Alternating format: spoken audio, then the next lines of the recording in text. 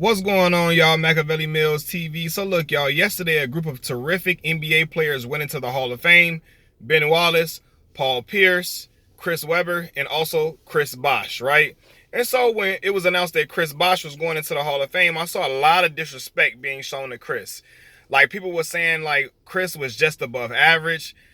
He doesn't deserve to be in the Hall of Fame. How is he getting into the Hall of Fame? They don't understand how Chris Bosh is a Hall of Famer, so on and so forth, right? And let me explain something to you all.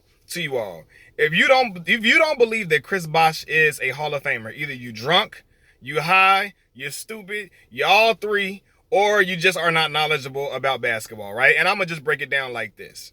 When Chris Bosh was with the Toronto Raptors, he was by far the best power forward in the league, without question. Seriously, when he had the little dreads in his head, Chris was a walking 24 and 12, 24 and 10 at least. He was putting up numbers against some of your favorite power forwards, right? And at that point, I would say that Tim Duncan was on the decline, for real. Dirk Nowitzki was not. I mean, he was still putting up numbers, but Chris was, in my opinion, better than him.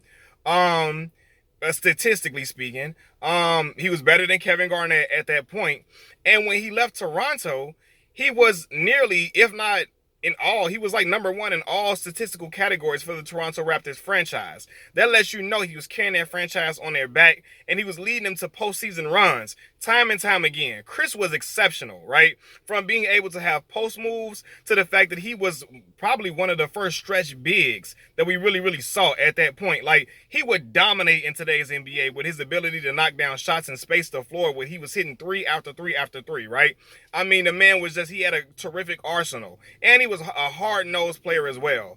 Chris Bosh got a lot of flack for his play when he came with the big three, but let me just say this. Chris sacrificed a lot of great years in the NBA in his prime. He sacrificed prime years to win championships, because without question, he could have led his own team, he could have put up 28, 29 points per game at his height.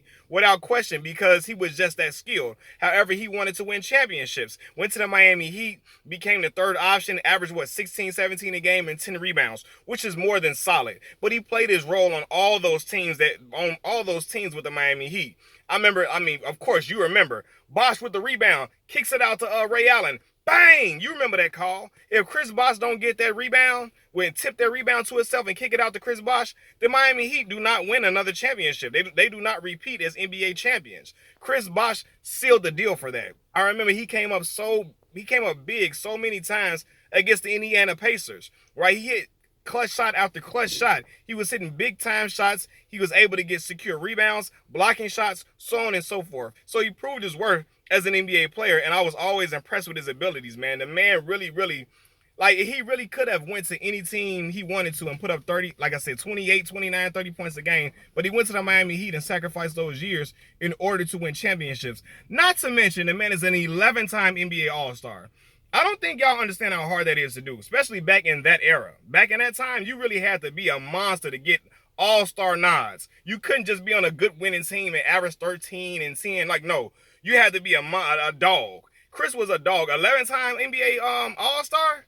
You don't get that. That's not something that just is given to you. Not to mention, he was a part of the great Redeem team that featured LeBron James, Dwayne Wade, Carmelo Anthony, and the late great Kobe Bryant that got the Team USA back to prominence in Olympic basketball play, man. But Chris is severely underrated, one of the most underrated players in the NBA, and I think because, people wanted him to still put up 25 or 23 and stuff like that in Miami, he gets underappreciated for everything that he's done with that franchise, man. It's the reason why the Miami Heat retired his jersey, without question, because they know they wouldn't have won those championships without him, man. From defense, like, I look at more than the box scores. You have guys that just do ESPN watching, right? ESPN watching is watching the ticker, seeing how many points a person puts up, how many rebounds a person puts up, and then just determining their value based upon points per game average, right?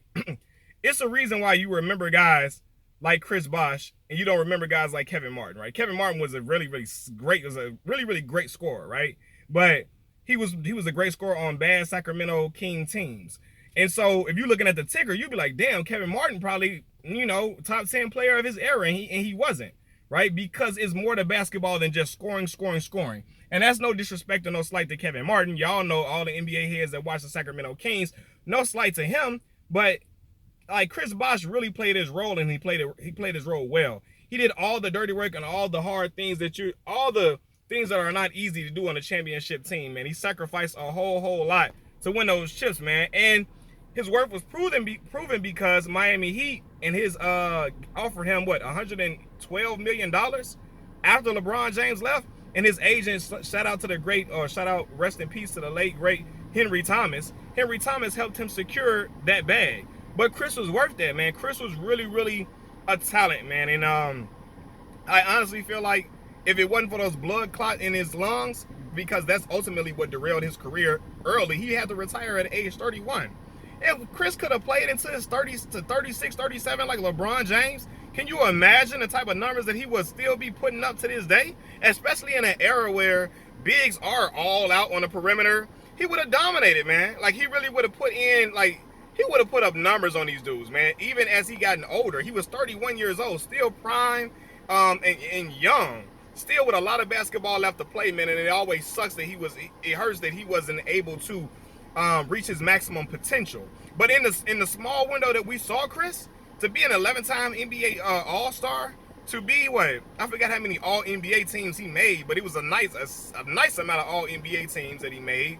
To be leading Toronto, I don't know, maybe Kyle Lowry and them have now surpassed it. He was leading Toronto in nearly every statistical category, a young franchise, but a franchise that had the great Vince Carter at one point.